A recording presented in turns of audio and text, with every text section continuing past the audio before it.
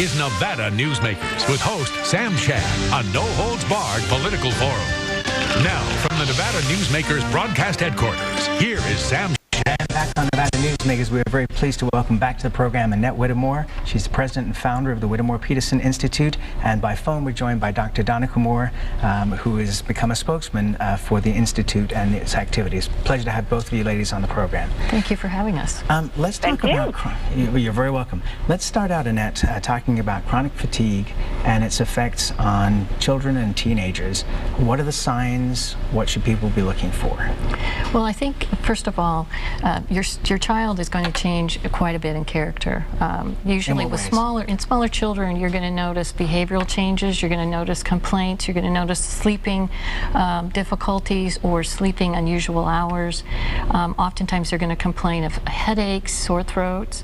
They're ill. And the biggest problem is it looks a lot like the flu. It usually comes on as an acute infection, but it doesn't really resolve. And so you might see them either feeling a little bit better from day to day, but then they're back down and you're back at the doctor's office.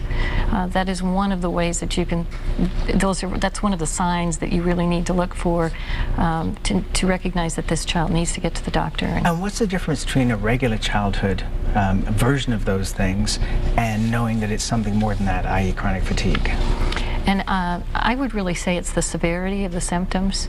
A child isn't going to, they're going to wake up the next day after a full night's sleep and still be tired and still be achy, and they're not going to go out and play like they normally do.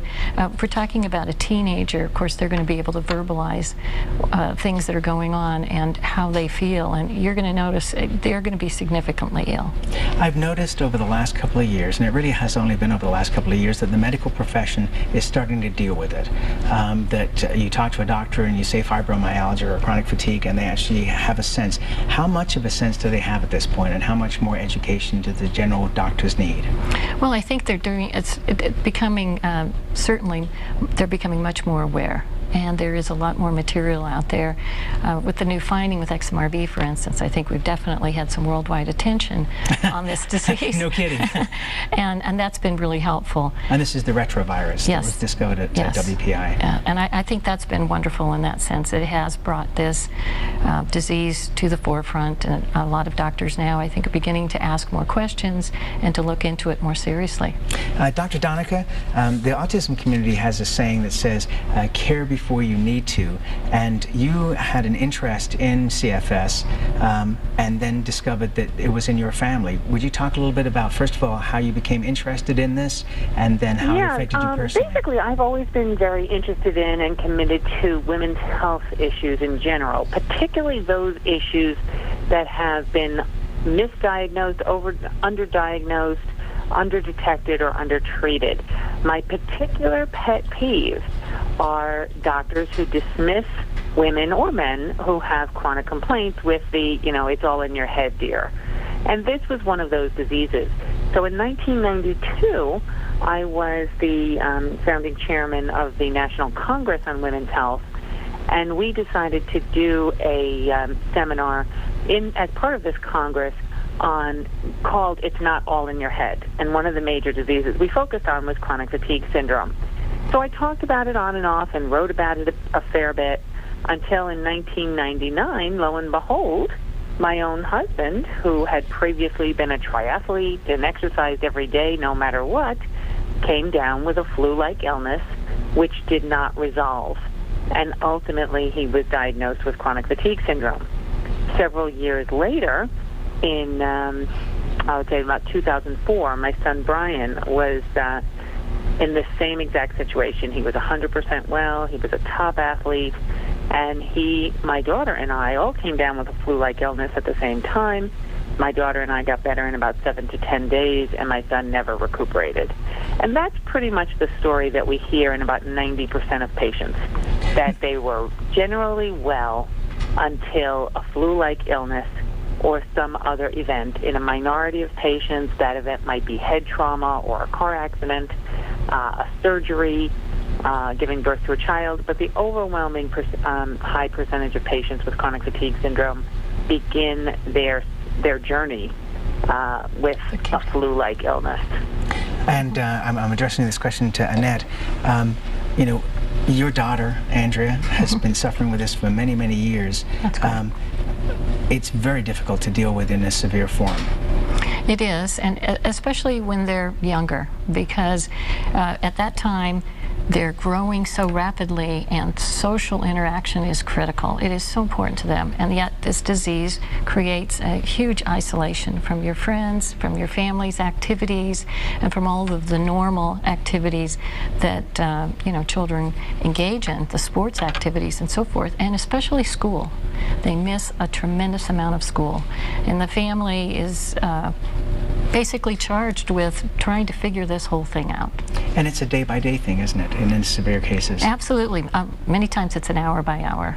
And you might get a good hour and then 2 hours that are just terrible and another half hour that's good. So it certainly is one of those things that is very, very difficult to handle at home and at school. All right, let's take a break. More with Annette Whittemore and Dr. Donnica Moore when we come back. To contact Nevada Newsmakers, call 775-857-2244 or go to NevadaNewsmakers.com. This segment brought to you by the law firm of Kempfer Crowell, with offices in Reno, Carson City, and Las Vegas. And now, back to Nevada Newsmakers with Sam Shad. And back on Nevada Newsmakers, we continue our conversation with Annette Whittemore, the president and founder of the Whittemore Peterson Institute, and Dr. Donnica Moore, who has been acting as a spokesman for the Institute. Let's talk a little bit more about XMRV, the retrovirus that was discovered about a year ago. There has been quite a bit of controversy around the world with people trying to replicate the studies and not finding the same results. And this is not making you happy. Why? Well, first of all, a replication study would use the exact same methods, and so we can't really call them replication studies. What they've tried to do is design a study that was a little bit different from ours and see if they can actually find the virus. And this really comes down to just testing technique. So we really truly believe that all the resources that are going into this for the federal government right now and all of the exciting interest, the new papers that are coming out, there have been 23 new papers on XMRV since our paper in October, really tells the story. It's just a matter of time before others, and before actually we develop a test that everyone can do very easily and very rapidly. What percentage of patients tested from Nevada have had ended up having that retrovirus? Well, when you say patients, it depends upon the group of patients, but if you're talking about chronic fatigue syndrome, out of the group that we studied, and then we did all 4 of the different kinds of tests, by the time you add those together, we came up with 99 out of 100. And we've tested another 500 to 600 that have been positive, so we're seeing a very significant correlation between the two. Dr. Donnica, when you look at this, can you look at it also from the politics? Because around the world, there are some that say that there will be a great cost to other governments, especially ones like Britain that have a national health service, if they were to go ahead and say, yes, XMRV is a retrovirus and is causing this problem. Well, I think the bigger issue is what's the cost of not knowing the cause of chronic fatigue syndrome, and what is the cost of not knowing the treatment. And the fact is, we don't even have that information, but it's probably in the billions of dollars. I think what we have to focus on is the scenario in the United States. As much as I care about patients around the world, we have to start at home. And we can't make our scientific policy and our scientific research plans and research funding based on other countries being afraid that they're going to have to bear a bigger burden of the cost for their disabled people. And if they're going to commit to supporting disabled people, they should commit to supporting all disabled people. Now, interestingly, back to the issue of children and chronic fatigue syndrome, a paper just came out a week ago in the journal Pediatrics, and it's a very small paper. There are only 25 children with chronic fatigue syndrome in this paper.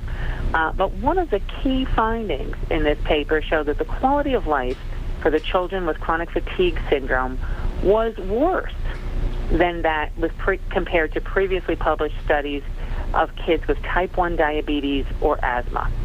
Yeah, this is the kind of thing that people need to understand, is that this disease causes significant disability, significantly impaired quality of life. And, of course, there's a tremendous cost of treating, but there's an even bigger cost of not treating. Annette, let's talk about Senator Reid's involvement and Dr. Francis Collins, the head of the NIH, which you had the opportunity to have several conversations with. How much are they being able to help in terms of funding, in terms of publicizing this? Well, first of all, Senator Reid has been phenomenal and has been an advocate for these patients for years and years, not just recently with the WPI. But he has continued to be supportive and to help us get our communications across. So I was able to send in a request to Francis Collins, the NIH director, and did get a reply. And I think that the reply is basically, we need to wait and see. And certainly you're on our minds. Thank you for bringing this to our attention. And we're going to be moving this agenda forward. So he's been a part of supporting a new international workshop on XMRV that'll be happening, I believe, in September. So read between the lines of what he's saying, though. He's saying right now it's still up in the air, but you've certainly brought this to my attention, and that's important. You know, this is one disease out of thousands that I'm sure that he's dealing with all the time. So I'm encouraged by that. Dr. Donnica, how should parents of kids with chronic fatigue or fibromyalgia plan for the future? What kind of options should they have? Well, that's a great question, because one of the biggest frustrations is we can't plan for the future. If I had known when my son became ill that it was going to last this long, and my son is he's a 16-year-old high school junior. He's been sick with this for over 5 years. I would have made very different decisions about his schooling and his overall treatment than I did at the time, when I kept hoping it was going to get better. We don't have a crystal ball. The only study that's available on the long-term follow-up of children that I know about is a study Dr. David Bell did well more than 10 years ago, which looked at 225 children. And as far as medical studies go, that's a very small group. And they found that 50% of them got a little better after 2 years. 25% of the remainder got a little better after 6 years.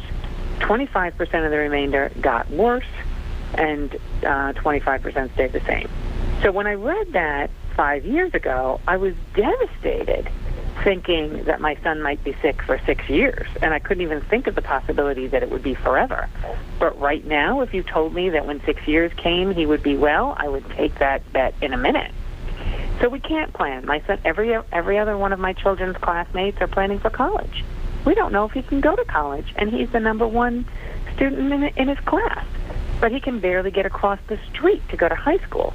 But the other very important thing you mentioned, and this is a semantic issue, and we've got about but 10 it's very seconds important, here, is the difference between saying somebody has chronic fatigue versus chronic fatigue syndrome.